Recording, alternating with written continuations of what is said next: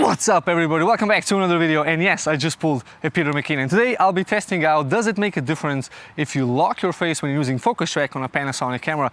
Is the autofocus better, or is it going to be the same, Panasonic, the worst case autofocus you can get? I'll be testing this out on the Lumix G9 and I'll be shooting this 4K 25 frames per second, 1/50th of a second shutter speed.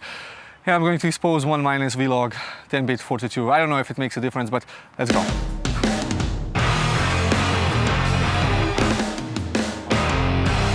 You see, the idea is if you lock your face with face tracking, where you get those sticks, you just press the joystick in and the camera locks onto your face when you're using face tracking, and then you can press the trigger and the bomb will fly out from the camera and hit you in the nose. No, seriously. Now the idea is if you lock your face, then the autofocus kind of works a little bit better, but I think the locking is meant for isolating a face if you have many faces and the camera doesn't then jump from one face to another. You basically locked to one face. So that's what I'm going to be testing out. Does it make a difference in a video like this where you're filming yourself and you're heavily relying on the autofocus? I'm also doing this just before the release of the 2.4 firmware update for the Lumix G9, which is apparently going to fix the autofocus. Actually, it's going to bring it to the S5 level, which is kind of the top of the line of Panasonic cameras. And of course, I am, however, waiting for the GH6 to come out later this year, and I'm gonna probably use that camera if I buy it. I'm gonna buy it. I think I'm gonna buy it. I'm gonna buy it. If I buy that camera, I'm gonna use that camera for video, and hopefully the autofocus will be even better than what's coming with the update. But before the update, I want to test this fake face lock thing, and I've been using face lock right now throughout this video, except one time when it was manual focusing. I don't know which one it was, but I think you guys can see the difference between manual focus and not manually focusing. So yeah, let's start the testing.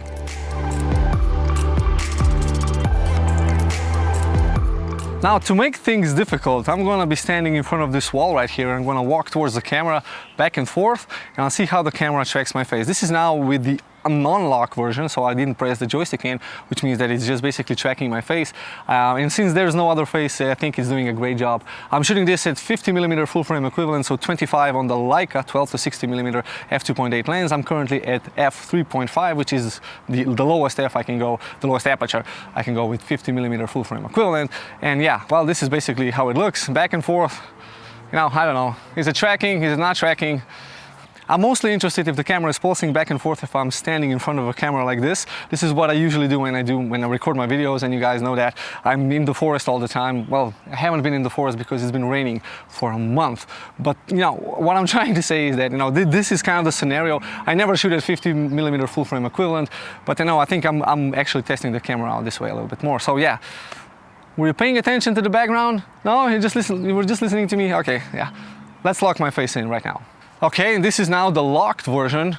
So I have those ticks around the box around my face, and hopefully this now should work a little bit differently. Not really sure if it does. I can't see the monitor because it's 50mm and it's really small. But yeah, if I'm standing in front of a camera like this, I think this would be kind of a cool framing. Pay attention to the background. Is it pulsing? Is it not pulsing? I'll also try this test with a more bright background, so I'm going to turn everything around and see how that affects. Because if you have a really bright background, then you can actually see that pulsing. Yeah, let's turn the camera around. Turned around. Is the background really bright? Am I really dark? I don't know. But I'm not locking my face, so basically I'm just doing the same thing as I did before, walking back and forth. I hope I don't trip. And yeah, I know the camera is doing a really good job at tracking my face. The question is, does the autofocus mechanism actually follow this, and is it pulsing or is it not? I don't know. I'm gonna lock my face now. Okay, and this is the locked version.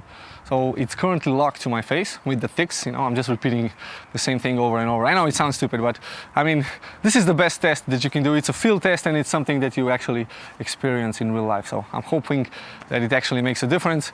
The background should be pulsing or not, This time it should be better. Or is it? Anyway.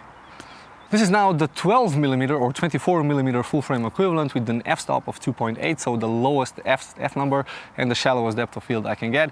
This is the unlocked version, just like before, and yeah, it's still, there's a contrasty wall behind me, and yeah, I don't know how it works.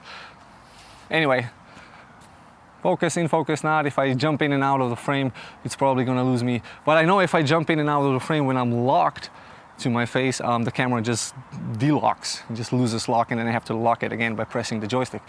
Let's lock my face now. And this is now the locked version. sticks on, bombs flying from the lens, I have to duck, I don't know, it's just crazy. There's a rock here, I almost fell the last time. Anyway, I'm not a kind of walking in front of the camera kind of person. I should kind of lose weight a little bit or something, I don't know. But you know, pay attention to the background, pay attention to how the camera is focusing. If I come back and forth, now I have to, of course, respect the minimum distance of focusing, but it's actually really close to this camera, I think, with this lens. I know. So I can go a little bit closer and it should be focusing on me just as well. Yeah.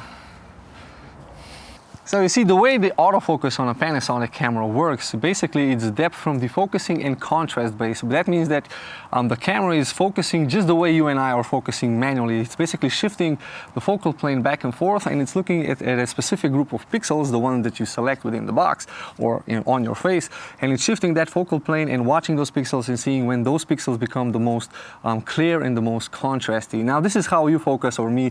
You look at a specific area and then you shift the focus ring back and forth, seeing where it is. Now that of course requires focus breathing, and that's basically a problem for video focus, because it's always going to hunt. Now whenever those pixels change and move and they become out of focus, the camera starts reacquiring the focus, and this is why you have that pulsing background, which is really annoying. Now I don't know how Panasonic is going to solve this, but as long as they keep the depth from defocusing technique, I think it's always going to be there.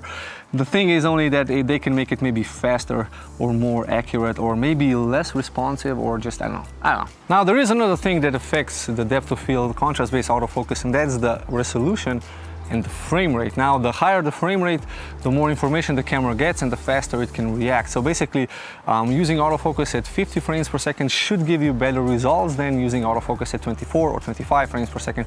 And resolution, I think that also plays a little bit of an effect, because I don't know if the camera scans the sensor data, like the whole sensor data, or the process sensor data, which is already cropped in or downsampled or something like that. Now that's a topic for another video. So thanks guys for watching. I hope you've enjoyed this video. Please subscribe to the channel, hit the like button, and I'll see you guys next time. Bye bye.